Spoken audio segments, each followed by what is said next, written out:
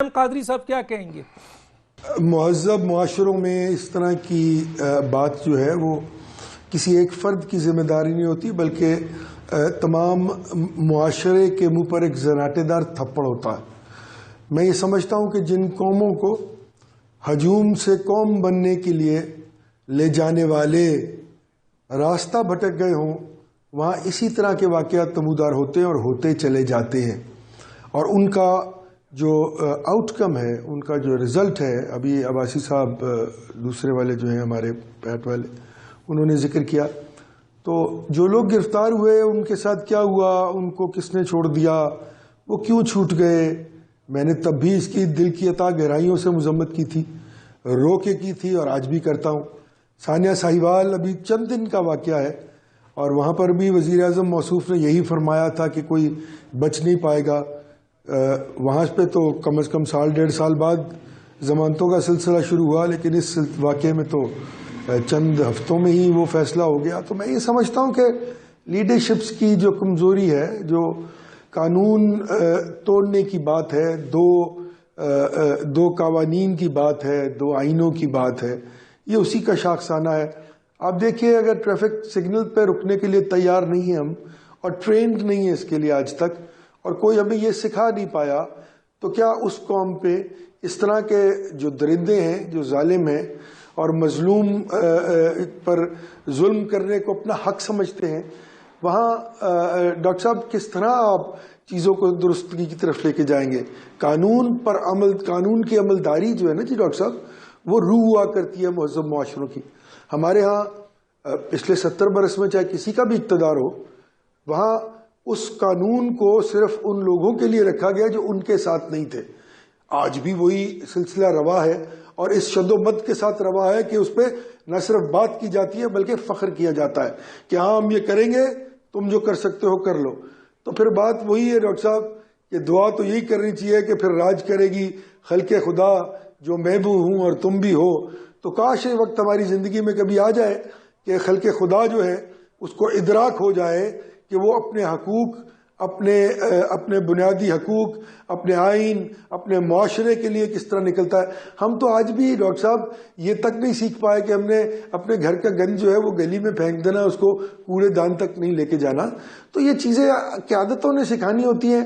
میں یہ سمجھتا ہوں کہ جو پچھلے 70 برس میں یہاں قیادتیں آج تک موجود ہیں، ان کو صرف اپنے اقتدار کے ساتھ ایک تعلق تھا، اور اسی اقتدار کو وہ جو ہے وہ طول دینے کے لیے بڑی بڑی گفتگو بھی کرتے رہے، باتیں بھی ہوتی رہی، لیکن اس کو منطقی انجام تک پہنچانے کی کسی میں کیپیسٹی یا کیپیبلٹی تھی نہیں۔ اگر ہوتی تو کم از کم کچھ شرح، کوئی پرسنٹیج اس طرح کی درست ہو چکی ہوتی کہ ہمارا وہ ٹرکل ڈاؤن ایفیکٹ جو قوانین کی امپلیکیشن کا ہوتا ہے وہ کم از کم آدھے راستے میں کہیں موجود ہوتا۔ آج تو وہ بالکل ناپید ہے ڈاکٹر صاحب، اور جو میرے لیے کم از کم ایز اے پاکستانی ایک بہت بڑی شرمندگی کا باعث ہے۔ ٹھیک ہے، ایک چھوٹا سا بریک، پھر واپس آتے ہیں۔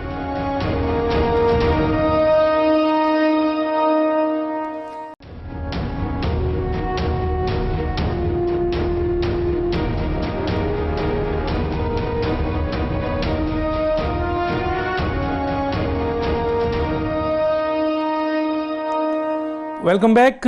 میں آتا ہوں جناب عمر ریاض عباسی صاحب کے پاس۔ عمر ریاض عباسی صاحب، ہم نے پڑھا بھی ہے، سنا بھی ہے کہ اگر دریائے فرات کے کنارے کتا بھی مر جائے گا تو اس وقت کے خلیفہ جو ہے نا ان سے پوچھا جائے گا۔ یہ مدینے کی ریاست ہے، آج بھی بقول وزیر اعظم عمران خان یہ مدینے کی ریاست بننا چاہتے ہیں، لیکن یہ پھول جیسی بچیاں زینب ہو، آسمہ ہو، اوز نور ہو، فرشتہ محمد ہو، سانے ماڈل ٹاؤن کی وہ بچیاں ہوں، ان کے ساتھ جو اس موجودہ مدینے کی ریاست میں ظلم ہوا ہے، اس کا ازالہ کون کرے گا سر؟ کس طریقے سے انہیں قتل کیا گیا، کس طریقے سے ان کا نقصان، کس طریقے سے اذیت دی گئی ہے، کیا کہیں گے؟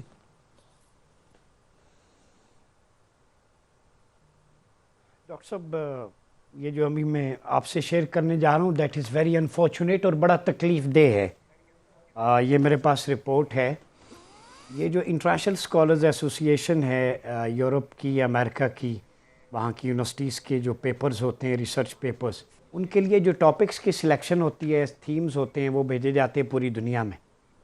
تو میں چونکہ میرا اکیڈمک سے ایک یونیورسٹی سے تعلق ہے, میری ڈاکٹریٹ گلوبلائزیشن میں ہے, تو انہوں نے جب تھیم بھیجا مجھے تو اس میں ٹک کیا ہوا تھا کہ پریفرنس ہے چائلڈ ابیوز اور gender bias discrimination, because these are the prevailing issues in Pakistan.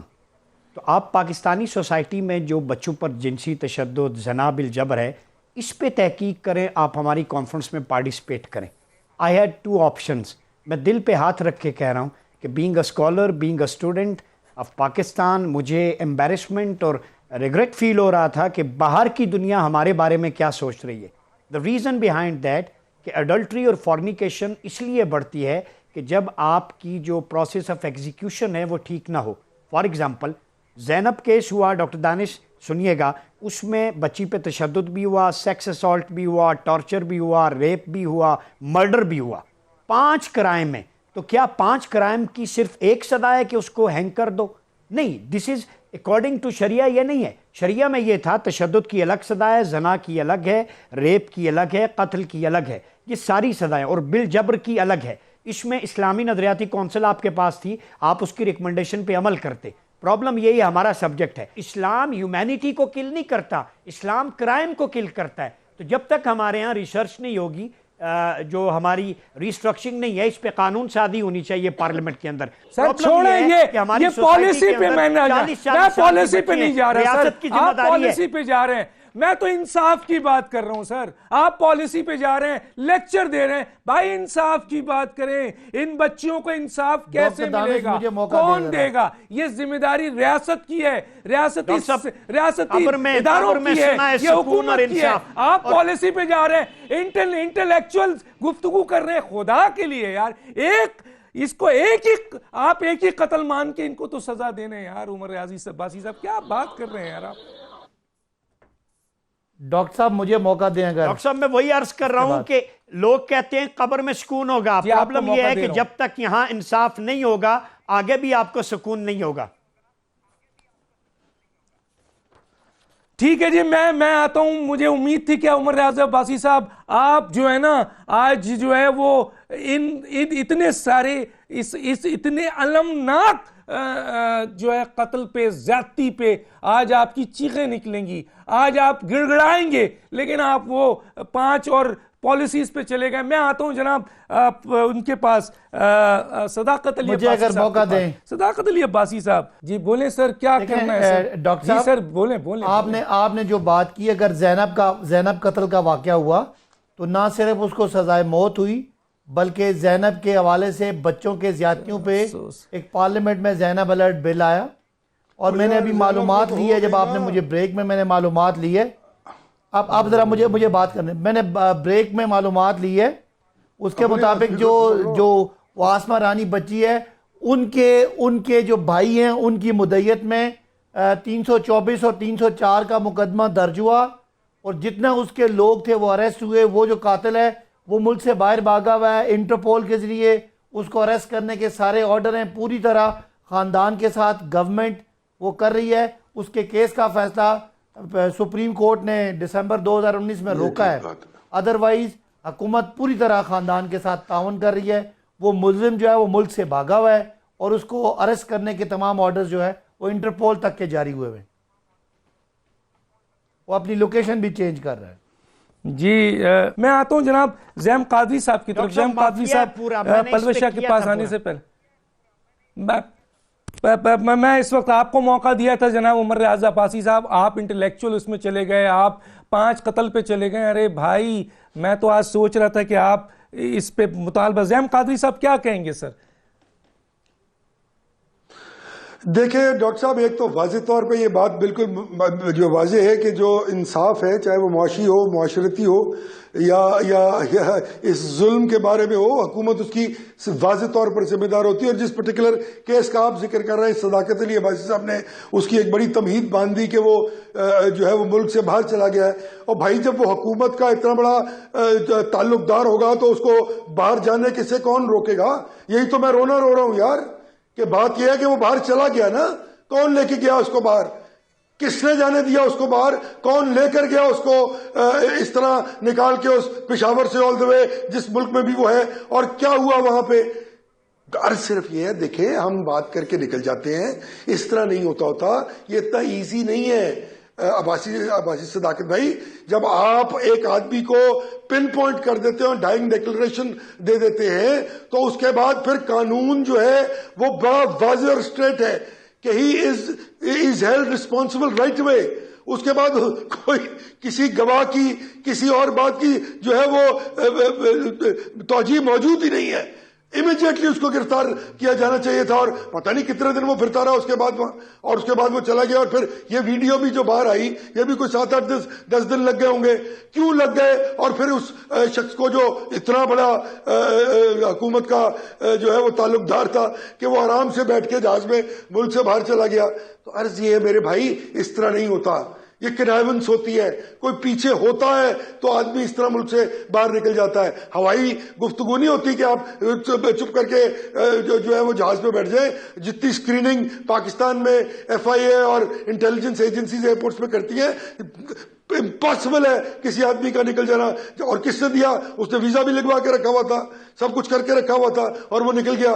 اور جو پلان کیا ہوا تھا، تو بھائی یہ کس کو سنا رہے ہیں آپ یار؟ خدا کا واسطہ، مطلب بات تو آپ یہ نہ کر کے کہ لوگوں کا دل مزید دکھائیں کہ آپ نے اس کی ایک توجیہ پیش کر دی کہ جی وہ ملک سے چلا گیا اور انٹرپول کے ذریعے اس کو لا رہے۔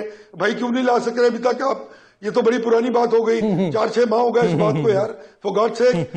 تو عرض یہ ہے، اس طرح نہیں کرتے، اس طرح ظلم نہیں کرتے ڈاکٹر صداقت صاحب۔ کم از کم آپ معذرت خانہ رویہ ہی اپنا لیں کہ ہاں یار بالکل ایک ہماری یہ ہماری ایک کوتاہی ہے، یہ ہمارے سے غلطی ہوئی ہے۔ میں نے اپنا زعیم صاحب میں نے پہلے بالکل معذرت خانہ رکھا، بعد میں نے صرف ان کی رپورٹ دی ہے۔ نہیں میں نے بالکل رپورٹ نہیں کیا، میں نے اس کو اون کیا اور اس کے بعد دوبارہ میں نے خالی رپورٹ دی ہے۔ ٹھیک ہے، آپ صحیح کہہ رہے ہیں، آپ صحیح کہہ رہے ہیں کہ یہ حکومت کی ذمہ داری ہے یار کہ جس کو اون نہیں کرا۔ میں نے پہلے پارٹ میں اس کو اون کیا، لیکن میں صرف اپ ڈیٹ دے رہا تھا جو میں نے لیا ڈاکٹر۔ میں ایک چھوٹے سے بریک پہ جاؤں، اس کے بعد پلوش شاہ کی طرف آتا ہوں، اور صرف ایک چیز کہنا چاہتا ہوں، ان بچیوں میں جہاں میں نام لوں گا نا سر، ان بچیوں میں جہاں میں نام لوں گا، اور بھی بہت سارے نام ہیں، میرے پاس ٹائم نہیں ہے، میں وہ بھی دکھا سکتا ہوں۔